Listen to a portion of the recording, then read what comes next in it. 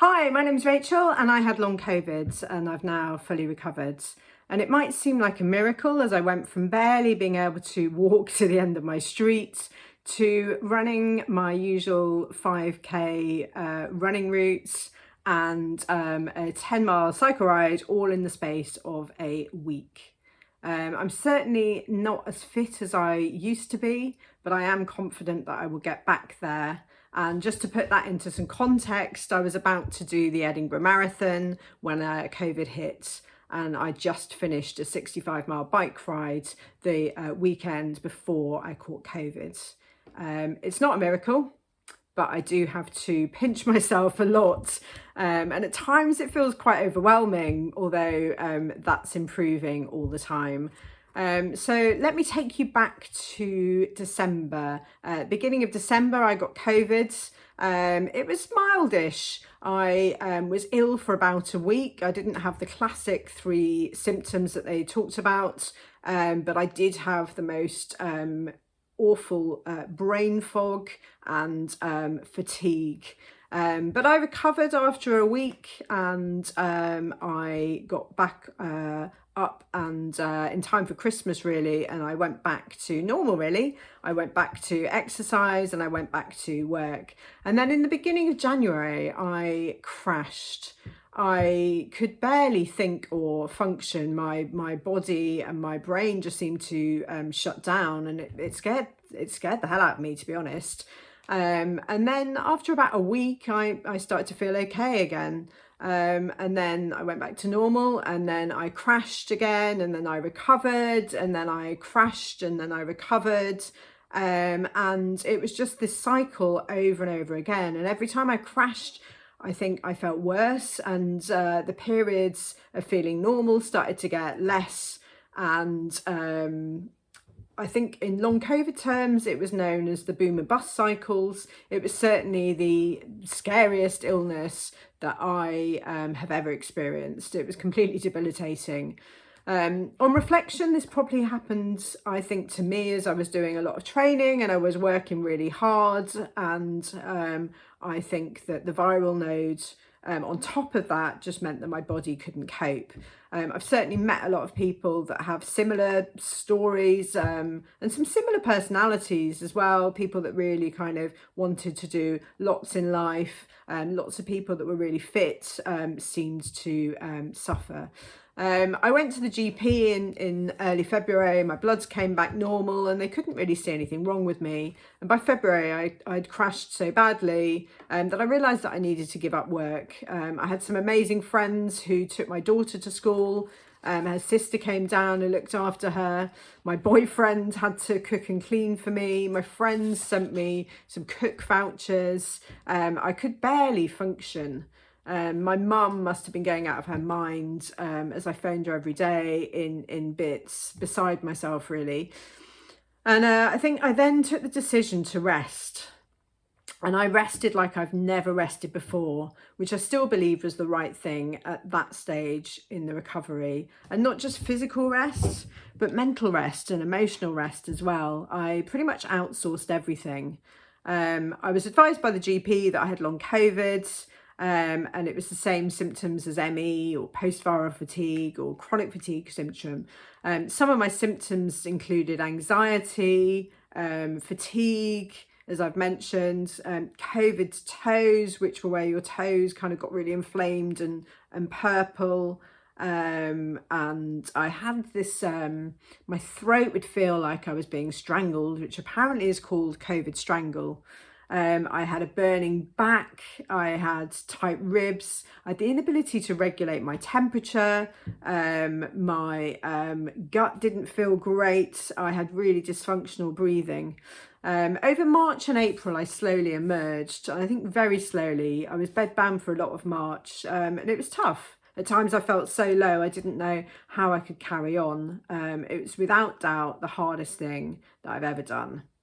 I was advised by many experts, including my GP, that the only way to get better was to pace. And this meant building up activity so slowly that you walked, for example, an extra minute each week, but only every other day, so that you made sure that you could recover. And if you introduced one particular activity, for example, some work, that you should rest that day.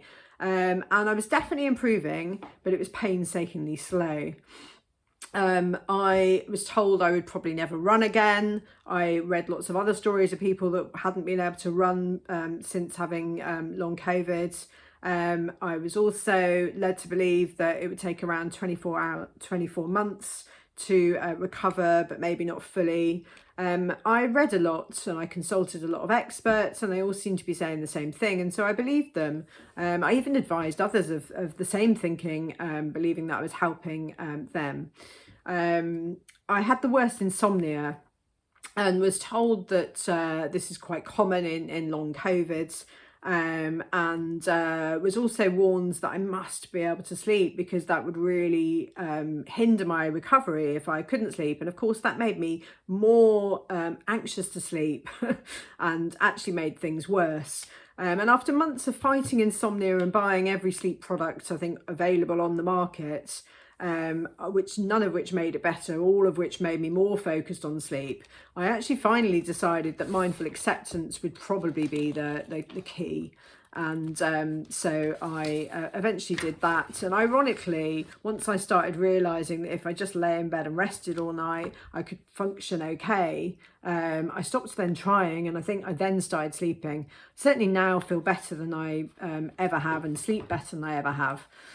It wasn't all horrendous. I certainly was able to think about what was really important in my life, and when I started reintroducing activity, I did it in an order of most importance, firstly starting with being able to help my daughter and being there for her when she came back from school. I then started introducing small bits of work and then activity.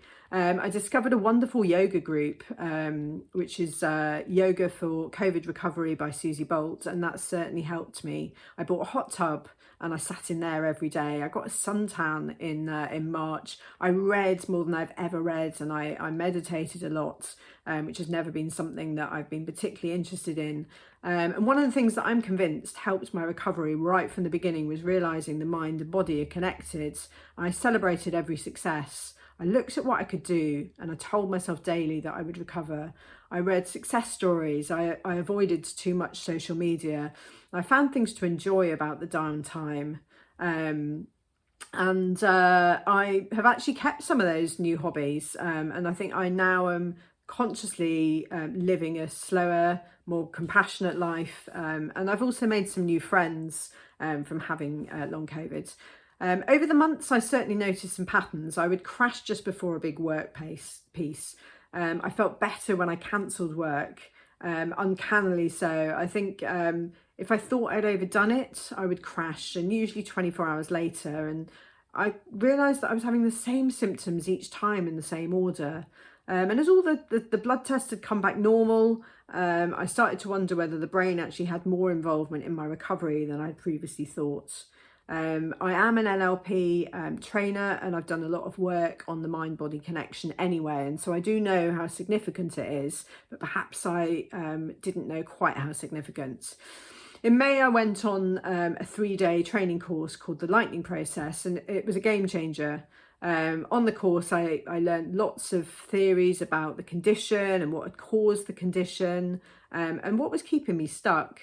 And I got lots of tools really to recognise where I had control, and how I could maybe make some different choices that would ultimately allow my body to heal. And I worked on some of my beliefs about the condition, and also about being more self-compassionate. One of the things on reflection pre-COVID is that I think I have been quite hard on myself over the years, and so I've certainly had to work in terms of that. And what I realised was happening was that I primed my brain so strongly to pace that if I overdid it, and that might be a 10-minute walk when I'd intended to do a 9-minute walk, then I would get anxious, and that would exacerbate my symptoms. particularly the burning back and particularly the tight throat. And my brain would then interpret those symptoms, and I'd get more anxious, I'd generate more symptoms, I'd enter into just this vicious cycle, and then I would crash.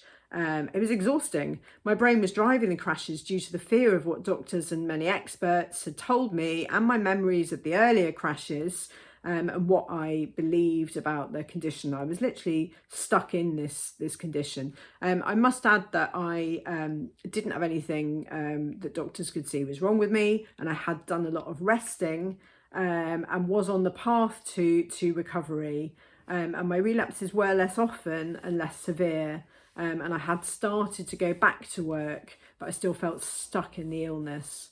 And after the course, I decided I had to have enough confidence in the theory to test it out. So I got on my bike. I cycled for 30 minutes as fast as I could. I got my heart rate to 150. I'd been told to be very careful about it staying below 100, otherwise I might generate a crash. 24 hours later, and remember, I believed that was the time for me to crash if I'd overexerted. I got the worst anxiety I think I've ever had. But through the tools of the lightning process, I was able to talk myself down. I now knew what it was, and it was a hard leap of faith after believing something else for so long. Since then, so that was May, I declared myself completely well at the end of May, or May the 31st was the actual date where I woke up and realised I was completely well. Since then, I've cycled most days. I'm running 5k 2 or 3 times a week. I've done a few 10Ks now. I'm doing some strength training, some HIIT training, some weights. I can push myself as much as I like. I continue to do the yoga, which was a new thing for me. The goal is to do 10 miles this month. It's July now. And by the end of August, I want to do a half marathon. I'm really confident that I can do that. I've gone back to work full time. I can now do the school run every day. I'm generally enjoying life more than I ever have. And for anyone watching with long COVID, I'd 100% recommend contacting a lightning course process practitioner. I used Fiona Finch. I thought she was brilliant. I thought she's one of the best trainers and coaches that I've ever worked with. And my job is as a trainer. I've worked as a trainer, a leadership trainer for the last 22 years. The symptoms were absolutely real. It's not in the mind. But I do believe I was in fight or flight mode, which was so bad at one point that I was hyperventilating. I had to have a breathing physio to work with me to rescue my breathing, which is another thing I would absolutely recommend for people with long COVID. And finally, I do believe that the mind-body connection meant that my anxieties exacerbated real physiological symptoms. And this was literally draining my energy, causing debilitating fatigue. And I've really just learnt to influence that and to make the changes I needed. And now I feel amazing. I probably feel better than I did pre-COVID, and probably have more energy as well. So thank you for listening, and I wish you the best of luck in your journeys. Thanks.